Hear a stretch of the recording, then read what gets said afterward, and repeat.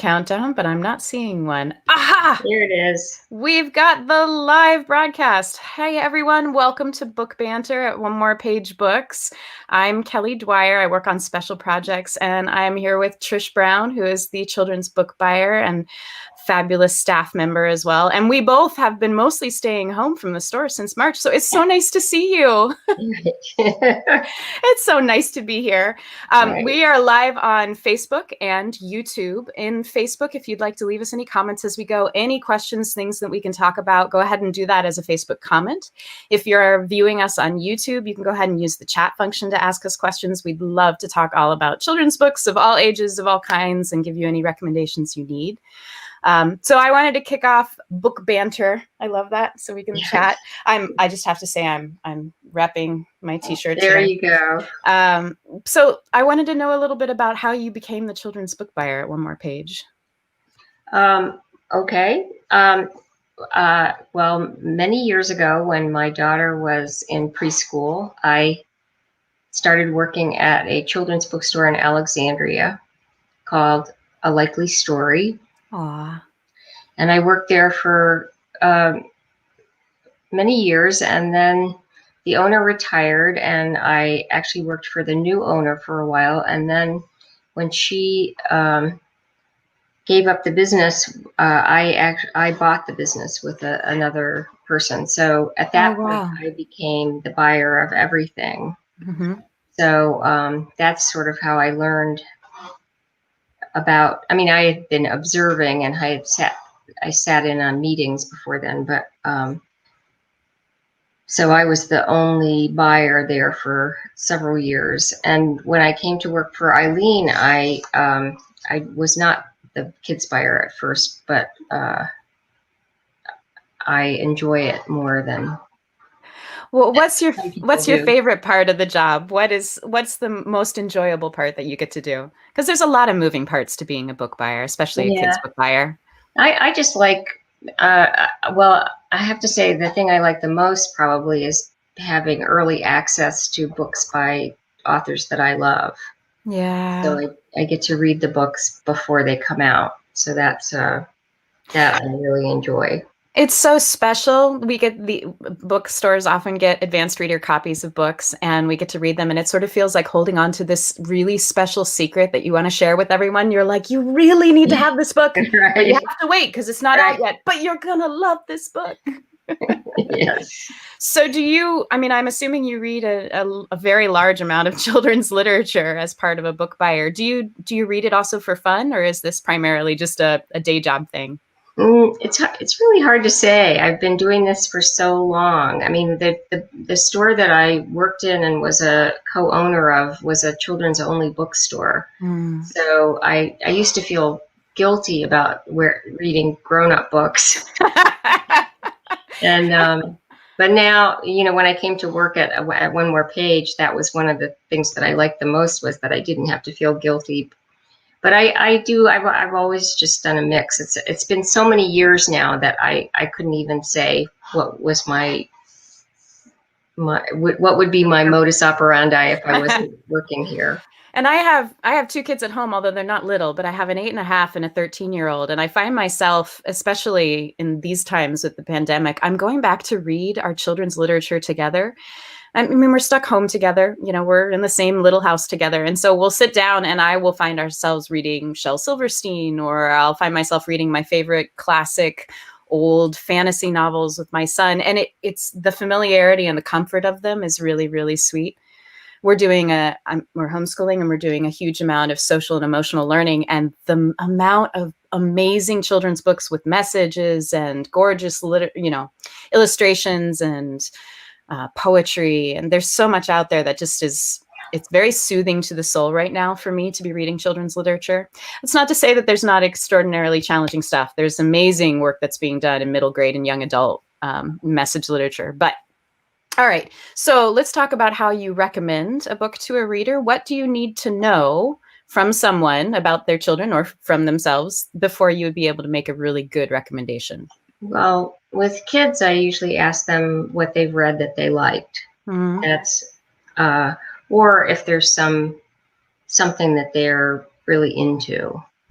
And kids are easy most of the time. If they really want a book, Yeah. if they're there because their parents told them they had to buy a book, it's different. But if they like reading and they want a book, then you can just give them a few choices and let them look at them, and they'll come up with something. Yeah. And if it's an adult that's buying for a kid, I usually just ask if they know about the kid's hobbies, and usually people don't know what the reading level is. That's true. Sometimes they'll know if a kid is an avid reader or not, which can help if you know the grade. But It's true. For children's literature, especially younger children's literature, there's a very large number of different types of categorizing reading levels, and they can be a little inscrutable for people who aren't commonly buying, is even parents who don't right, necessarily know those levels. Especially when you search on our website, if you find a children's book that you're interested in, if you browse down to the bottom, very often it will give you both an age range and a grade range. right, Remember, they're just recommendations, but they are incredibly helpful for giving you the idea of, I have a very high achieving, high reading, high verbal 8-year-old who could probably read anywhere between 4th to 6th grade level. right, Or if you've got a pre-reader or an early reader, so that there's really easy and simple ways for people not to feel overwhelmed with, I don't know what to buy for my niece or nephew. right, exactly. Yeah. So kids often love, you find books that they love. I know my 8-year-old loves owls, and there's a million owls out there, the owly books and the owl Right, diaries. And there's almost, I mean, I can't say this in general, but for just about every main hobby or interest for kids, there's going to be a series of chapter books or picture books or some sort of interest books for them that we'd be able to match them with. So, are you seeing any kinds of trends in children's literature that's coming out, whether we're seeing pandemic trends right now, or trends in publication that started, a year or so ago when books were moving their way towards the published route? right. I mean, that's the thing, that usually the publishing industry is at least a year behind Mm-hmm. what's going on currently, just because of the process of publishing a book. But obviously, diversity is a big um, push for a lot of publishers who maybe have not tried so hard on that in the past. Yeah. Also, I think global cultures, like outside of the United States, that's something that publishers are pushing for, and biographies from a larger range of backgrounds, Yes. people that we haven't heard of before. So, and the other, I think, very interesting thing that I've seen more of is illustrated middle grade books, like more heavily illustrated, not graphic novels, just more illustrations. It sort of reminds me of, like, in the old days when we had, like, the Little Princess that had illustrations all the way through Yes. it. Yeah. So, Yes. And uh, there's such beautiful artwork that's going into the oh creation of those yeah, middle grade books. Yeah. And it's very evocative and very interesting, very engaging. yeah, Yeah. I'm a huge proponent of graphic novels, as just oh as they yeah, are, but also illustrations in books all the way down to picture books are just, I think, are nothing but a benefit to a young reader. yeah. I mean, the illustrations can inform the story so much in ways that even the author didn't think of. Yeah. Especially with picture books, it's a wonderful collaboration. I had my 8-year-old recently read Fortunately the Milk by Neil Gaiman, and there's Hmm. two different versions that we have, although there may even be more, I'm not sure, but there was a version that was published in the UK, there was a version that was published in the US, and one of them was illustrated by Chris Riddell, and forgive me, I've forgotten the illustrator's name for the second one, but the dynamic of the story changes so significantly between the two Oh, yeah, illustrations. The kids, I had them read both side by side just to show what an amazing difference of artwork there was, and they were, right, he picked up different things from each of the stories, different times, as you do when you read favorite books over and over and over. right. So, I'm just trying to think, do you have any recommendations of read aloud books? This was one of the recommended questions for us. We're all at home. We're all stuck together as families. We've got little kids who need desperately any kind of attention that we can give them, and literature is one of those wonderful distractions. So are there read aloud books that you would recommend for families? Well, I think the question was specifically for older children, which is That's what I, true. yeah. That's true. And so I came up with a few. There's a book called The War That Saved My Life, which is about Ooh. World War II, and it's a young girl who's um, sent out of London to get away from the bombing, and it's about what happens with the family, or the woman that she and her brother are bivouacked with, and that was just a lovely read, and I think it would be a great read aloud. So is that young adult or middle grade? Who That's would that middle target? grade, definitely Mhm. middle grade. Mhm. I'm doing the middle grade ones first, kind of, and then one of my favorites that can be read younger or older is The Phantom Toll Booth by Norton Oh, Juster. yes. It's just such a, It's a classic, but yeah, it's it's a classic and so it's beautiful. different. Yeah, it's just uh, then another middle grade one is Front Desk by Kelly Yang. It's about an Asian American family that works in a motel, and I think it's in Los Angeles. Uh, and sort of she's in middle school, and it's about the sort of prejudice that she faces, and uh, some of the things that happen, with her, for her family too. But it's a lovely. It has a wonderfully uplifting ending. And in fact, there's now a sequel to it called The Three Keys, which I won't tell you much about that because it would give away the ending of the other book. Oh, yeah, no spoilers. Right, no But spoilers. I do like books and series, especially when you Yeah. get so engrossed in the first book. To know that there's another one coming is great. And then there's old standards like The Miraculous Journey of Edward Tulane by Tulane, Kate yes. Camillo, which is a wonderful Mm. tearjerker story. And Matilda by Roald Dahl is another one that's a great family read aloud. And then Amber said that she had a cousin who asked for recommendations, and her kids were teenagers. So I had a couple for them, which one was the young adult version of Born a Crime by Trevor Noah. Oh, It's a, wow. it's a great story. And Fantastic. yeah. And then also there's a young adult version of Boys in the Boat, which is about the 1936 Olympic Games. And then a couple others. Fahrenheit 451 by Ray Bradbury is a good read Ooh. aloud. And that's And a really interesting one that would go in for kids of both middle grade and young adult. Mostly yeah, young adult, yeah, but there's some very good political discussions yeah. that can be had. Yeah. And then the last two are Long Way Down by Jason Reynolds, which Ah. would be, I would say, upper middle grade and teen. It deals with adult concepts. We're talking about the gun violence. This is a Yeah, young boy. It's written in, but the thing that makes it so unique is it's written in verse, and the verse right. is so gripping and so poignant. He's just masterful with his words. But it is Yeah, deeply emotional, and it addresses something that kids, especially young adults, are experiencing in their contemporary lives right now. right. Yeah. And the last one I have is Refugee by Alan Gratz, which is uh, also probably can go middle grade or higher. And but it's three different refugee stories from three different times in history.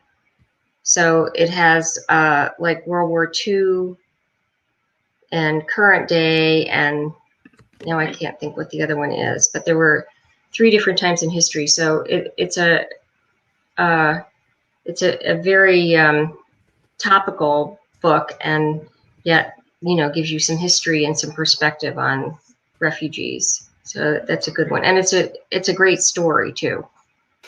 For younger kids, one of the ones that I would read with them were the series of the You Read to Me and I Read to You, which is a series of several books. And it's actually for early readers that are just starting. it is early readers, it's not pre-readers, but it's a wonderful series that starts with things like fairy tales. And so there are sections of 4 very short lines that a partner reads, and then 4 very short lines that the child reads. And you can go back and forth, and they're in different colors. The visual cues are so easy for people to follow. I absolutely love it. And we read a lot of poetry in our house, and we've read every Shel Silverstein inside and out, and my kids adore it. So one of the more contemporary ones that I've been reading recently is A Pizza the Size of the Sun by Jack Perlutsky, which is, it's illustrated in the manner of the sidewalk, the where the sidewalk ends by Silverstein, but it's got the same kind of play on words and puns that make kids giggle like crazy. It's very clever and very sweet. All right, well, let's go back to our questions. We were talking about kids learning from home. Are there any books that you would recommend for workbooks, for learning, or books that would help them to escape? Because we know that screen time is happening significantly, both with school and just the need for some quiet time at home with kids of all ages. So what do you have that kids can delve into? Well, I noticed that you had on your list, you had some of the Star Wars workbooks. I do. Oh, they're so wonderful. So we've got tons and tons of Star Wars workbooks in the store. They are for all ages, from pre-K, kindergarten, all the way up. I think we have to 3rd, possibly 4th grade, and multiple subjects. So mathematics, writing. You can browse them. We're going to have a page uploaded tomorrow. This event page will have all of our recommendations, and you can also go online to onemorepagebooks.com and search for Star Wars workbooks. And they're really engaging, and they're clever, and they've got really familiar and cute images and graphics for the kids. And if you're looking for a way to supplement material or lessons that perhaps school is lagging behind on, these are really fun ones. They are not boring and dry. They will engage the kids. It's really cool. Yeah. Well, one of the books that I have to talk about this tonight is sort of fits this category, and it's a highlights book of things to do. That is a monster book. It is. The subtitle is Discover, Explore, Create, and Do Great Things. So, and it's a wonderful resource. It has things to do outdoors, things to do indoors, in the kitchen, things to write, things to do with your brain, to draw, to color, to do with paper. I mean, it goes on and on. So, and it's really nicely illustrated. I don't know if people can see this, but this is, let me get it the right way. Birthday treats for your pets. Aww. So that's part of the things to make in the kitchen. And there's also this one, which is how to draw comics, which has wonderful step-by-step directions. Step-by-step directions. So great. And then it has like card tricks and how to make a lava lamp. And it doesn't just tell you how to do it. It also tells you why it works. Hey, science. Yes, it tells you how to set up a wormarium if you want to. A wormarium? A wormarium. I'm not sure I have ever heard that word used. I haven't either. And they have this thing that I love. This one. It's ice lanterns. I don't know what that is, but anyway, I think it's a great resource for parents that have kids at home. And it's all learning experiences, but it's also fun stuff. So. And it looks like it gives enough directions for older kids to be able to do a lot of those by themselves. Oh yeah, for sure. Yeah. So this is brand new. It just came out in the last month or so, and we'll have it at the store. So. And not to be a Debbie Downer, but depending on how many more months of quarantine we have, that is a book that is sizably going to give you a lot of good ideas. That's why it was on my list. Well, you were saying one thing about being in the kitchen. One of the books I had on my list was Super Good Baking by Duff Goldman, who starred in Ace of Cakes, which I don't know if any from Baltimore, who's an amazing baker and a really cool all-around dude. But the Super Good Baking for Kids it's geared for young kids. It's not super little. I would probably say somewhere in the age of 8 to 10 is the youngest range that you want to have for kids baking by themselves. in the instructions with this book. It's got about 208 pages, and it's all like classic recipes like Boston cream donuts and stuffed crust dessert pizza. And it's got cute little informative sides, little notes that are teaching the kids about the chemistry of baking and the history of the various recipes. But it's a really, really good one if you've got a kid who's looking to investigate how to bake and get started with the basics and do all of their favorites. It's a great one. And he does the kids baking show, right? Yes, he does. He does work with kids. He has He knows how to do that. Yeah, he knows how to talk to them and how to write for them. And the illustrations and the images are perfectly structured so that the kids can follow step by step. So it's written for kids, which is fabulous. So other workbooks or activity books that you can think of? That was all I had. I had one, or I had two more, I think, on mine. I don't know if you're familiar with the paint by sticker books. Oh, I've seen those. Yeah. They're really clever. It's sort of like paint by number, but instead of painting in with different colors, you peel a geometric sticker off and you put it onto a page on the particular number. And I don't know, there's something about it that even for me is really satisfying. It's very tactile. I believe all of the books are reusable. We have some in stock. One of them is Paint by Sticker Kids, Zoo Animals, but there's a whole wide range of other ones with ocean animals and other fantasy creatures and things like that. And they're wonderful for kids who are working on fine motor skills because you can peel and reposition. And they're very graphic. It's almost like looking at an origami sculpture. So it's got really beautiful colors and gradients. But it's one of those things that even for little kids, you can give them a book and sit them down and they will be independent and they can do it at their own pace. They're really visually very fun. And then my last one that I really, really love was Where's the Llama? Oh, I love that one. It's called an Around the World Adventure. And I have to read you because there's no other way that I could say this with better than reading you the very, very punny and clever description. Word has reached the Andes that llamas are about to become the next big animal sensation. This intrigued and intrepid herd has decided to alpaca their bags and embark on an incredible around-the-world adventure to meet their adoring fans in this seek and find activity book. So it's sort of like an updated Where's Waldo, but you're finding all the llamas, and there's 17 different super intricate and detailed scenes from like a street market to an Indian palace to a Mexican carnival, and all of these different places you have to spot the llama. And it's very charming. It makes me smile. I want it for myself. Maybe I need the activity books. So let's see. How about go-to titles? Things that we recommend to just about anyone of any age, of any interest. Do you have any favorites that you love? I do indeed. One of my favorites is also I would say is a great read aloud for a little bit younger than middle grade, although I don't think middle grade would mind listening to it, is Gooseberry Park by Cynthia Rylant. Oh, It's a story that involves the main characters are a golden retriever, a squirrel, a hermit crab, and a bat. It sounds like a Disney movie. Yeah, it's a wonderful story. The squirrel mom, there's a big storm in Gooseberry Park, and the squirrel mom gets separated from her babies, and the dog and the bat help her retrieve them with the masterminding of the hermit crab, who of course can't leave his tank, but he and the dog live with a professor in the neighborhood. So it's a great story, and it's one of those ones where you can read a chapter or two a night, and so that's one of my favorites. Oh, I love it. I was just looking up the most recent books in the Rick Riordan Presents series, and I know there have been more that have come out that I have not recently looked at.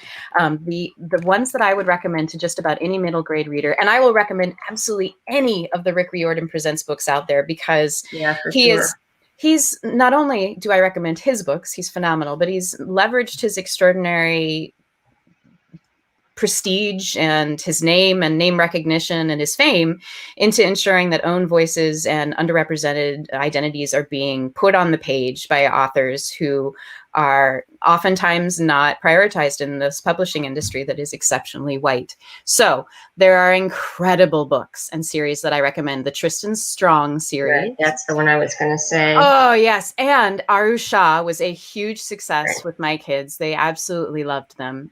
So, I mean, my go-to books are, if anytime anybody is asking for a middle grade reader, I say go to Rick Riordan Presents, because they're engaging, they're dynamic, they're adventures, they're great illustrated characters, not illustrated as in graphic novels, but just the way that they develop the characters. That's at the top of my go-to list. Yeah.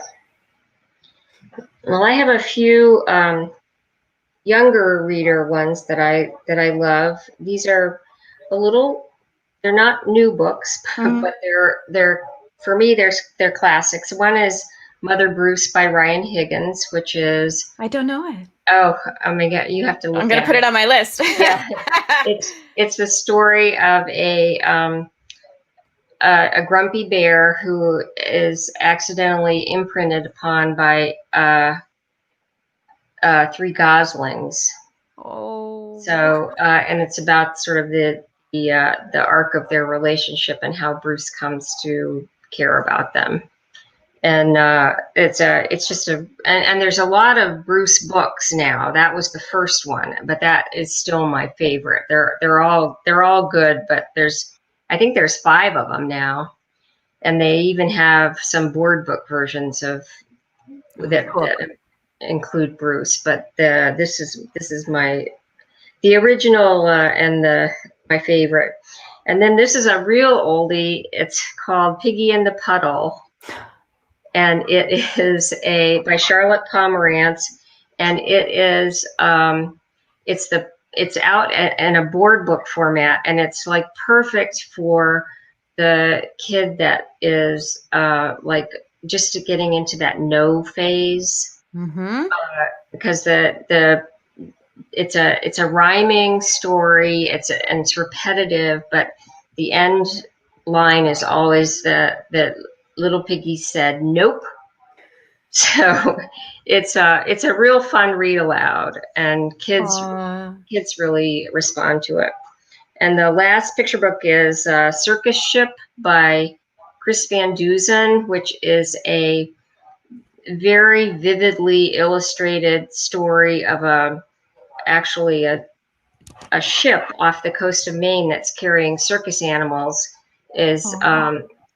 Founders, and the animals have to swim to shore, and there's a small Maine village where at the beginning they're afraid of the animals, or at least some of them, and then a tiger, when the tiger jumps through a flaming hoop to save a child, and everybody's like, oh, everybody's wonderful and we love you guys. And then when the mean circus master comes to collect his animals, the townspeople helps hide them. And there's a 2-page spread where all of the animals are hiding in plain sight. Aww. And I've looked at this book many, many times, and there's still times when it takes me a while to find all the animals. But anyway, it has a happy ending, and yeah.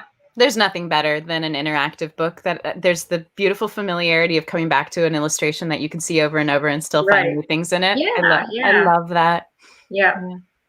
I'm a huge fan in the picture book series of Julia Donaldson, who did the Gruffalo series. But our absolute favorite read along in the family is The Snail and the Whale, which is about a snail with an itchy foot, which my kids were like, what does that mean? Does he actually have a foot that itches? Do snails have feet?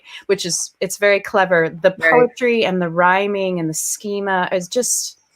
It hits something really beautiful and meditative inside of me, but it's about a snail who hitches a ride on a whale and goes to see the world and learns how very small the snail is in this broad scheme of the immense, vast beauty of nature and all the things they experience. But the whale gets stranded and the snail has to go for help.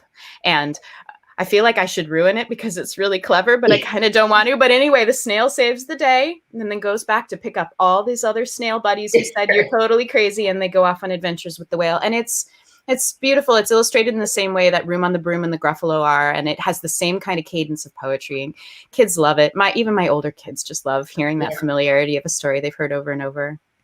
And then for really little ones, I'm a huge fan of Olivier Dunria. I believe this is Board Books for really littles. These are similar to the Sandra Boynton books. This is Gossie and Gertie and Ollie, and there's a whole series of little goslings, and it's very simple, but the illustrations are so perfectly adorable, and they have like little red boots and a little red hat, and they stomp around, and there's little insects to see, but it's very plain white pages with beautiful encapsulated illustrations that are easy for little kids to get right down in and go, I know that, I see that, look at the ladybug, and I see his hat. And it's perfect for pre-readers and babies. Yeah, they're beautiful. Oh, they're so lovely.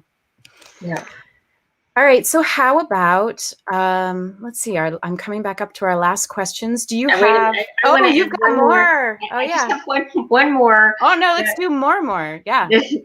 Well, then I'll do two more. I'm a big fantasy reader, or I have been in the past. And two of my absolute favorites. One is The Thief by Megan Whalen Turner. Oh, of course. It's a series now. Yes. And actually, they just released the 5th book after 20 years after the 4th book was issued. And this is young adult, right? Yeah, they're a little older. Yeah, I guess they would be young adult. I put them in young adult. Yep. Yeah, but anyway, they were I just read the 5th book, and it just made me think I want to go back and read them over, because it's been so long since I read the beginning. But they have this wonderful snarky humor, and they're lots of adventures.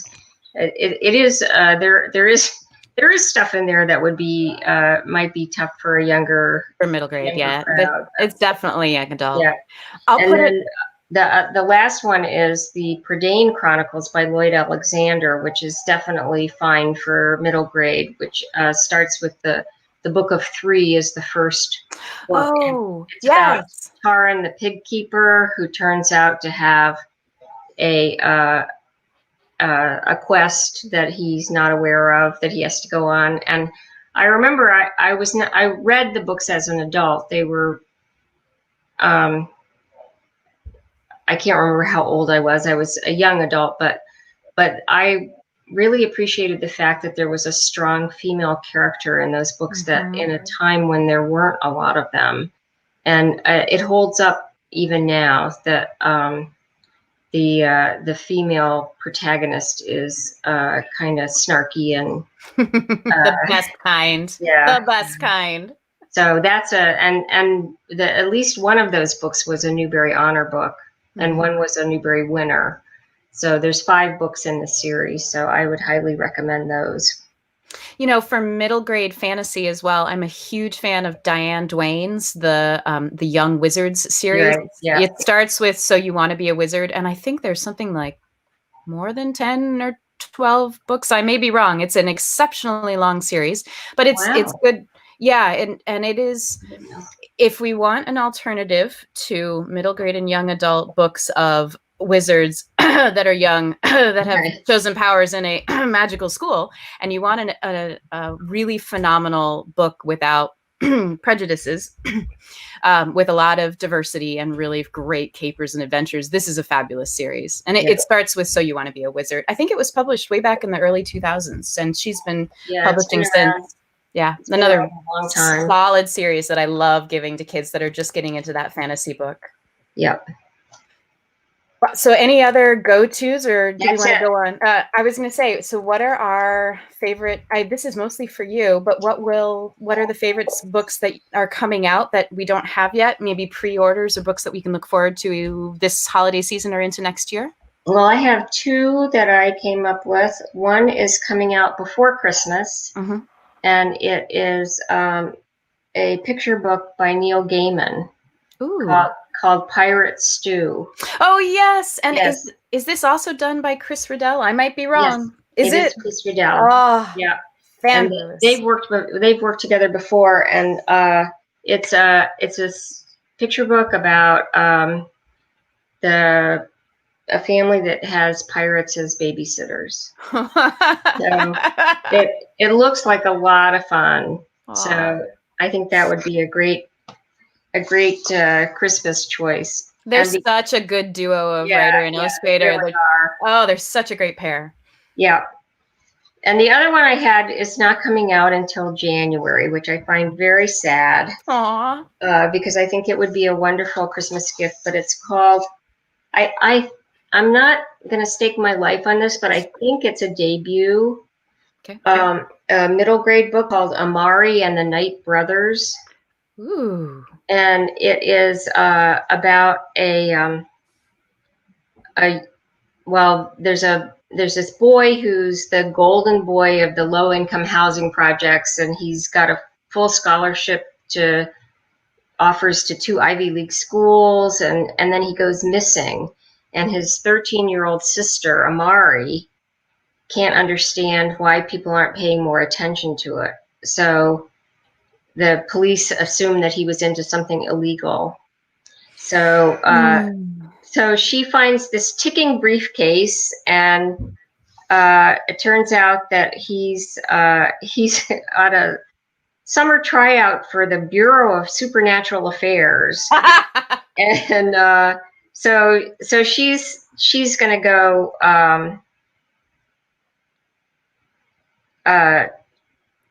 try and save him or find him and take care of him. So that sounds fantastic. Yeah, no, it's really gotten a lot of attention, and I actually have a copy, but this is the perks of being a book buyer. But it's really good so far. Oh, fabulous. Well, I have ones that are out right now, but it's an ongoing series, and I know that more are coming. The Rebel Girl books. We have quite a few of them in the store. They started back in 2016 with the Goodnight Stories for Rebel Girls, and they came out, which was 100 stories of extraordinary women, and then they came out with the second book, and now they're writing chapter books, which are just phenomenal, age range appropriate for kids that are reading shorter chapter books. This is not super long. It's really targeted for that early chapter book age. Well, I'd say mid chapter book age. So not quite ready for middle grade or young adults, so slightly middle grade or below. So there's, it's Madam C.J. Walker Builds a Business, about the first female millionaire in the United States. Alicia Alonso Takes the Stage, which is about the Cuban ballerina who dances with visual impairments. Dr. Wangari Maathai, and I might have pronounced that wrong, Plants a Forest, the Nobel Peace Prize winner environmentalist from Kenya. And then I think the most recent one is Junko Tabi Masters the Mountains, she was the first female climber to summit Everest. And so they're taking all of these extraordinary stories and they're making them into chapter books and fleshing out more. They're easy reads. They're fantastic for kids. And I love that they're going to continue to keep up with the publication of all of these really, really cool women that we need to learn about. And then the Questionnaires is for a younger age. This is the wonderful series that started with Ada Twist Scientist, which I love. Right. And there's 2 different, there's the picture books. So the most recent one is Sofia Valdez, Future Prez. And then there is a chapter book version of it called Sofia Valdez and the Vanishing Vote, which just came out. And I think if you've got kids who have been following along with the election that are engaged in politics, but probably don't know the questions to be asking about how volatile and intense everything was over the past couple of weeks and months, this is a perfect book to read. It's interesting and engaging, and she's very independent and has agency, and it teaches a lot, but in a way that very young kids are going to be really engaged with as well. And they're going to keep, it's coming up, so that one's already out, but they're going to keep going with the Questionnaire series, which is really wonderful. Yeah. So any other ones that you're looking forward to that we can keep an eye out for? No, I have some here that are already out that we yeah, bring them. We've got a couple more minutes. And if anybody is still on listening to Banter, we're here to answer questions for a few more minutes. So this one is called Your Place in the Universe. And it's wow. Shiny. Yeah. And this starts out with 4 8-year-olds. And it sort of compares, it says like the 8-year-olds are 5 times as tall as this book, but only half as tall as an ostrich, which is half as tall as a giraffe, which is 20 times smaller than a California redwood. And it goes on to the tallest buildings, to Mount Everest, to stars, galaxy clusters, and the universe. So cool. He wrote, this guy, Jason Chin, he wrote and illustrated a book about the Grand Canyon. So he's really good at making a complex subject accessible and understandable to readers of all ages, not just kids. And they're very well researched, and they at the end they have deeper astronomy details, like why our planet is known as a Goldilocks planet, or why looking at the stars is like looking into the past. So it's really something different. And for if you have kids that are into science or have lots of questions, this is, you can see here. Let's see if I can. I'm not doing this very well. Oh no, it's really sweet. We can see the ostrich and the giraffe. Yeah, the ostrich, and then there's the giraffe. So, but he has great illustrations, and it's something a little different. Aw, we have a book that sounds very similar, but I love the update to that, especially with this sort of the concept of how large am I? The mathematical book, What Makes a Million, or How Much is a Million? Oh yeah, it's quite old, and it's been used. It is. I remember that one. Yeah. But that then talks about quantity. But I love the concept of size with your body, and how are we in relation to our universe? It looks gorgeous. Yeah. And this is the one. This is one that Lelia wanted me to be sure to mention, which is the latest book from Oliver Jeffers called What We'll Build. It's a companion to. Now I'm blanking on the name. He wrote a book for his son when he was born, and this one is for his daughter. And basically the message is that parents shape the world that their children grow up in, but kids have to one day use those tools to build things for themselves.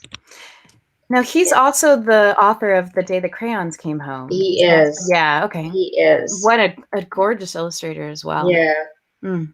And this book is a great starting point for younger children to think about their hopes and dreams, as well as what tools they will need to make these happen.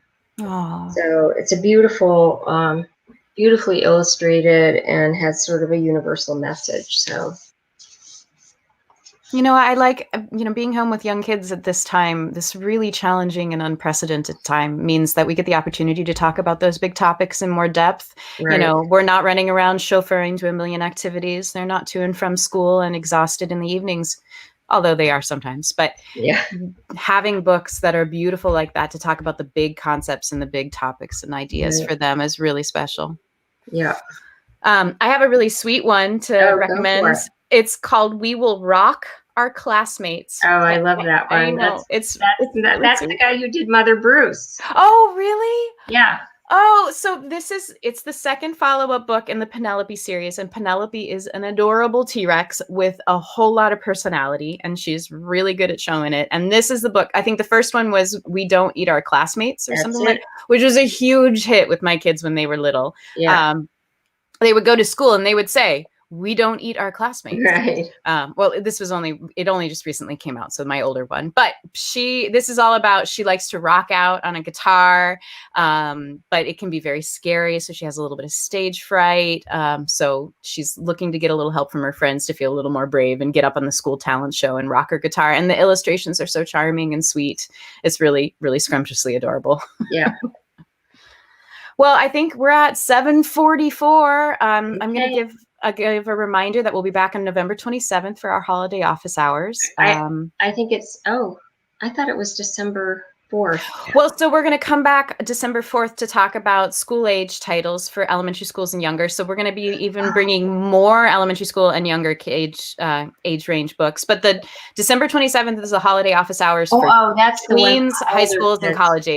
So Yeah. if you've got that age range, the younger, elementary school younger, and then tweens and older, we'll have 2 different holiday hours. And mark your calendars. We're here to chat and answer questions.